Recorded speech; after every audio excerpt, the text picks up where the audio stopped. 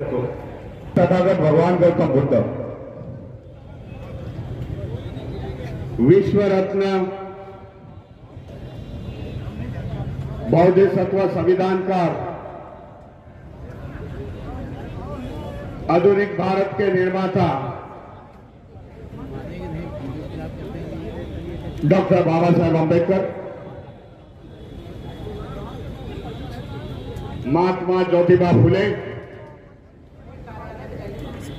सावित्रीबाई फुले, बहुजनों के सभी महापुरुषों को विनम्र अभिवादन करता हूं। इस धम्मपीठ पर आसीन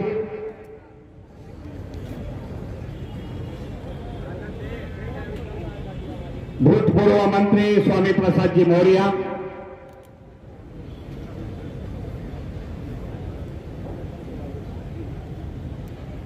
सभी मान्यवर,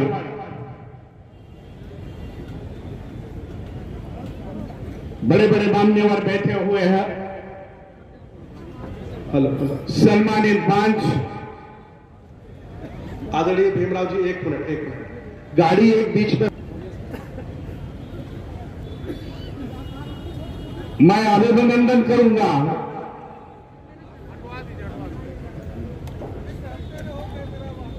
पूज्य मंत्री जी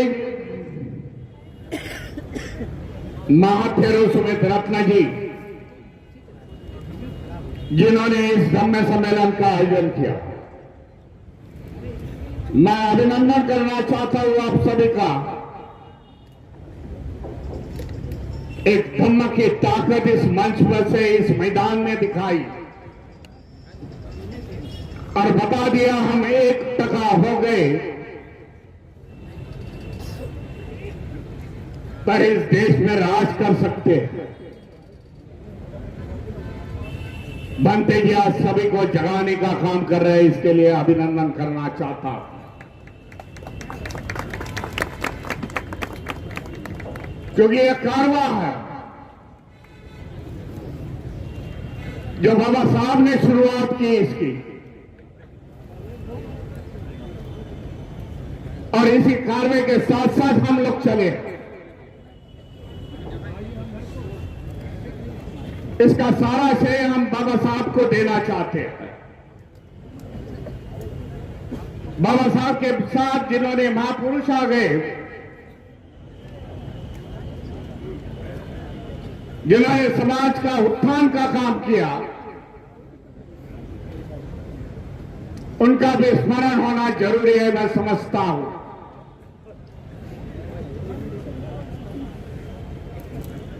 ये बाबा साहब के क्रांति का देन है। बाबा साहब ने समाज में क्रांति की जो 1927 में बाबा साहब की सामाजिक क्रांति महाराष्ट्र से चलती है। महाड़ के 14 तालाब से और आखिरी क्रांति समाप्ति होती है 14 अक्टूबर 1956 में, जहां बाबा साहब धम्म क्रांति करते हैं। जो क्रांति का सर्कल था बाबा साहब का, कि उनकी जीवनी की आखिरी क्रांति थी, तो क्रांति का सर्कल पूरा हो गया और आज धम्म चक्र बन रहा और देश में राज कर रहा है। इसके लिए बाबा साहब के साथ साथ, विचारों के साथ साथ हमें चलना चाहिए। समाज की शुरुआत हुई थी 0 से, 0 से। आज 68 वर्ष के बाद हम लोग आज शिखर तक पहुंच गए। ये बाबा साहब की देन है, जो बाबा साहब के विचारों के साथ चले। 1956 के साथ बाबा साहब ने दिया हुआ बौद्ध धम्म भगवान गौतम बुद्ध के विचारों पे चले, आज देश में आगे निकल चले। जो नहीं आए बाबा साहब के क्रांति में, हमारे समाज के बांधव, उनको आज प्रयास है कि वो क्रांति में लेके आने का, इसके लिए ऐसे प्रोग्राम के आयोजन की गुंजाइश है। हम किसी की आलोचना नहीं करते, हमारे पुरखों को किसी ने क्या किया उसकी हम लोग आलोचना नहीं करते। बाबा साहब ने देखिए 1956 के बाद किसी धर्म की आलोचना नहीं की। हमारे को बौद्ध धर्म की अच्छाई लोगों को सामने बतानी है। धर्म का समतावाद बताना है, करुणा बताना है, भाईचारा बताना है। जो आज दुनिया के 17-18 बौद्ध कंट्री है, देश है, जिन्होंने बुद्धवाणी बुद्ध के विचार अपनाए हैं, आज वो आगे निकल गए, हमारे से काफी आगे निकल गए। जापान का उदाहरण नहीं करना है, कोरिया है, लेकिन यह भारत भूमि भगवान बुद्ध की जन्मभूमि और कर्मभूमि है। आज हम पीछे, देश पिछड़ा है।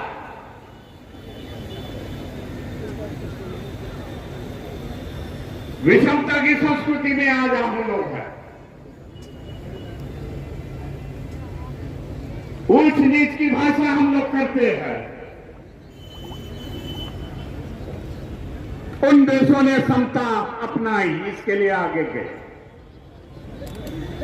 समता है, इसके लिए अमन है, शांति है।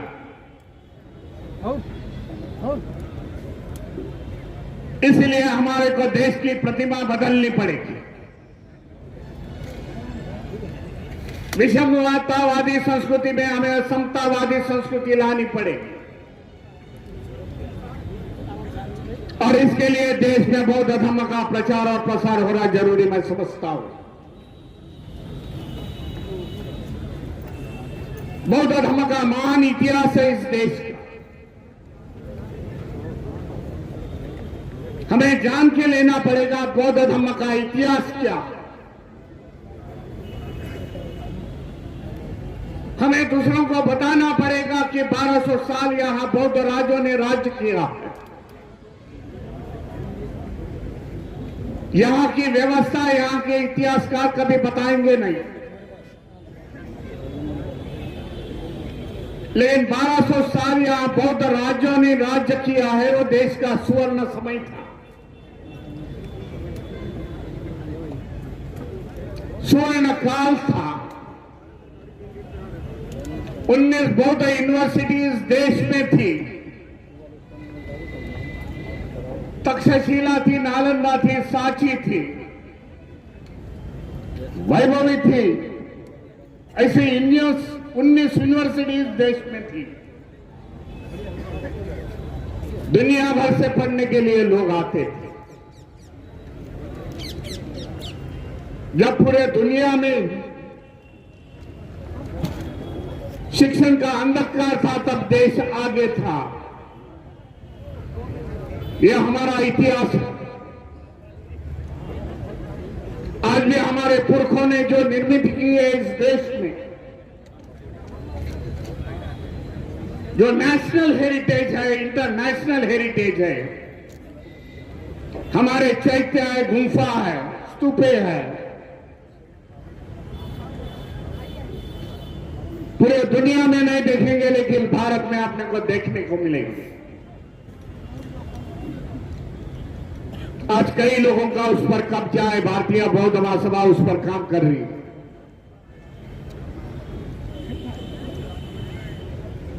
हमें वो छुड़ाना पड़ेगा उनके कब्जे से, होने वाले एनक्रोचमेंट से।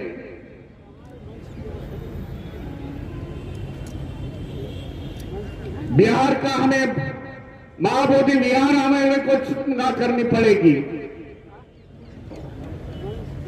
क्योंकि वहां के ट्रस्टी हिंदू है।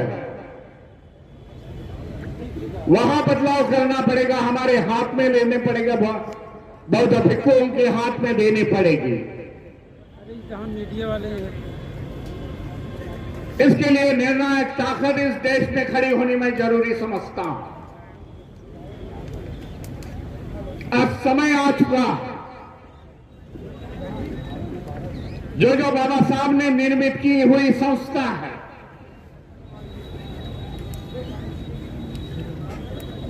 बुद्धिस्ट सोसाइटी ऑफ इंडिया, समता सैनिक दल है, राजनीति की पार्टी है, उनको आगे लेके जाना हमारी जवाबदारी है, मैं समझता हूं। कई संगठन इस पर काम कर रहे हैं, मैं उनको भी अभिनंदन करना चाहता हूं, बधाई देना चाहता हूं। लेकिन एक बैनर के नीचे आना जरूरी मैं समझता हूं, तो हमारी ताकत दिखेगी।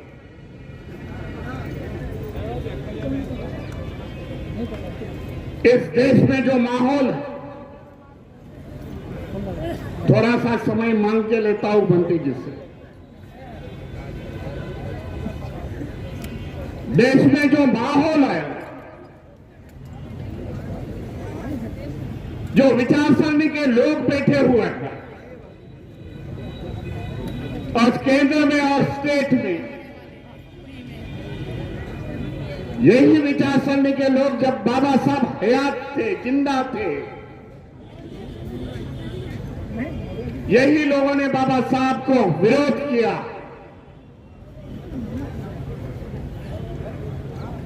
बाबा साहब के क्रांति को दबाने की कोशिश यही लोगों ने की है।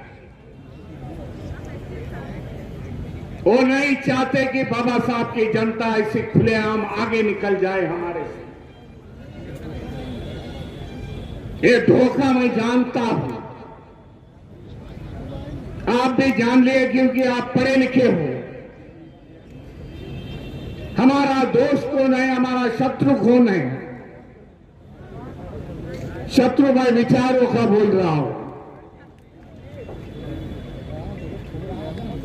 एक पहचानना बहुत काफी जरूरत है आज के दिन में, जब बाबा साहब की एक क्रांति दबाएंगे तो आपके फिर से दूसरे बाबा साहब नए निर्माण हो गए आपको आगे लेके जाने के लिए। इसके लिए बाबा साहब ने उस जमाने में कहा था, मेरा एक क्रांति का रथ आगे लेके जाना, लेकिन पीछे मत लाना, उसको है वही जगह रख दो। ये बाबा साहब के बोल आगे की सोचते थे। आज वो समय आ चुका है, बाबा क्रांति हुई, बाबा साहब ने क्रांति की, और क्रांति को दबाने की आज देश में कोशिश हो रही। इसके लिए बाबा साहब ने उस जमाने में एक बुक लिखी है, जो बाबा साहब का साहित्य पढ़ते होंगे उनको मालूमात होगी, revolution and anti revolution in India. ये बाबा साहब को मालूम था 70-80 साल के बाद इस देश में फिर से मैंने क्रांति की है, उसको दबाने की कोशिश करेंगे। लेकिन एक समझना चाहिए हमें सभी ने, बाबा साहब तो अकेले थे। इतना बड़ा कार्रवाई, इतनी बड़ी क्रांति बाबा साहब ने की, आज तो हम लोग करोड़ों में पढ़े लिखे हैं। निर्णायक भूमि में आना चाहिए कि बाबा साहब की क्रांति हम लोग आगे निकल के लेके जाएं। कई मसले हैं आज देश में, इस एजुकेशन का मसला है इस देश में। बाबा साहब ने उस जमाने में कहा था, पढ़ो, हमारा समाज पढ़ लिखा। बाबा साहब ने संविधान में प्रावधान किया रिजर्वेशन की, सरकारी नौकरियां में अच्छे अच्छे बड़े जॉब मिल गए, रिजर्वेशन के माध्यम से हमारा सामाजिक आर्थिक शैक्षणिक स्तर आज आगे बढ़ गया। तब इन्होंने किया कि शिक्षण का प्राइवेटाइजेशन होना जरूरी है। देख लिया कि बाबा साहब का समाज एजुकेशन के माध्यम से आगे चल रहा है, एजुकेशन खत्म कर दो। नई लॉ आए गए हैं और वो लॉ के माध्यम से यहां किसानों का बच्चा किसान बनेगा, लेबर का बच्चा लेबर बनेगा। इस तरीका प्रावधान वो कायदे में है, वो पढ़ लो। सरकारी नौकरियां बेचती, जिस माध्यम से हम लोग आगे निकल गए थे सरकारी नौकरियां से, रिजर्वेशन माध्यम से वो बेच दिया। आज रिजर्वेशन है किधर? ये हमारे सामने कठिन है। यहाँ इसके लिए बाबा साहब ने उस जमाने में बताया था, फिर से मैं कोट कर रहा हूं बाबा साहब को, कि एक समय आ चुका कि अपने दीवारों पर लिख लो कि हमें शासन करती जमात बननी है। मैं समझता हूं समय आ चुका है। कहीं भी कहीं राजनीति में, धर्म नीति में, सामाजिक नीति में हम लोग इकट्ठा होना जरूरी है। उतनी तो हमारी ताकत है, उसकी ताकत के अंजाम दूसरे लोगों को हुई है। क्योंकि जो पिछली 2 महीना पहले पार्लियामेंट का इलेक्शन हो गया, हम इतने संख्या से आ जाएंगे, कॉन्स्टिट्यूशन बदल देंगे, संविधान बदल देंगे, इस प्रकार की वार्ता कर रहे थे। उनके संसद, उनके नेता जन, बाबा साहब को मानने वाली जनता पूरे देश की इकट्ठा आ गई। बहुजन समाज इकट्ठा आ गया, ओबीसी इकट्ठा आ गया, आदिवासी आ गए, माइनॉरिटीज आ गए। बोले जो मिला है वो बाबा साहब के संविधान से मिला है। हम चुनना चाहते हैं, खत्म करना चाहते हैं, सब जन इकट्ठा आ गए। जो गठबंधन खड़ा हुआ उससे वोटिंग दे दी। इसके लिए मुझे लगता है मैं दिल्ली के कौन से मंच से बात की थी,